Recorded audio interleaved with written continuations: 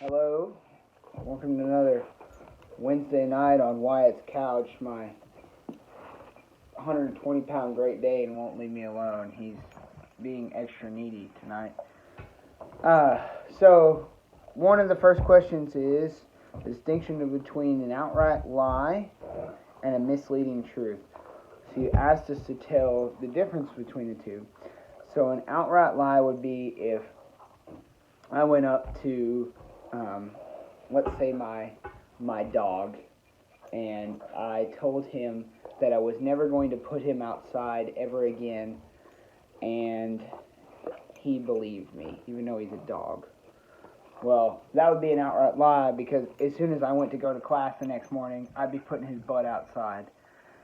So, and then a misleading truth would be, just like what you were saying with Bill Clinton, him saying he did not have sex with that woman, and his just definition of sex was different. So a misleading truth for myself would be if you said to somebody, I'm not going to go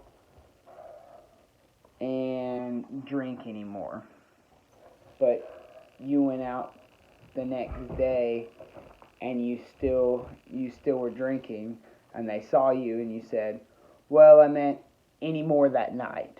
So that would be a misleading truth, saying that you weren't going to go drink anymore, but you were just meaning that night and you went and drank the next day.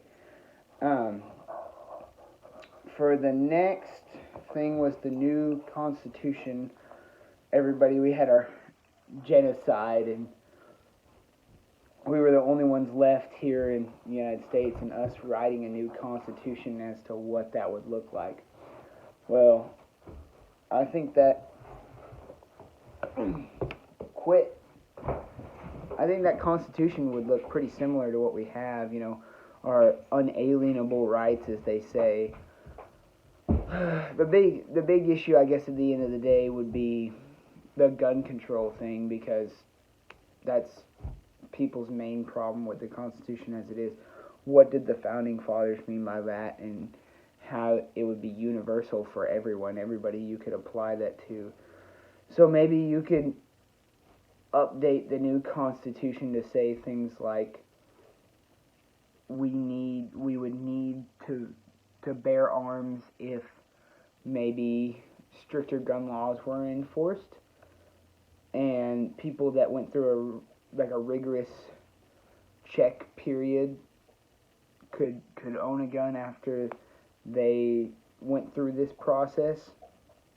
Maybe that would make it more universal for everyone, and just do like a psych evaluation and things like that, to where everybody wouldn't have as much of an issue with having the Second Amendment, because things like freedom of speech and everything like that, that's going to be pretty universal. Everybody's going to need a freedom of speech, the right to speak their mind.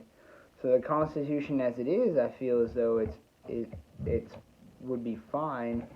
Just the whole Second Amendment thing would be the biggest issue there. So, all right, well, thank you for your time, and I hope you have a good spring break, and we'll see you afterwards.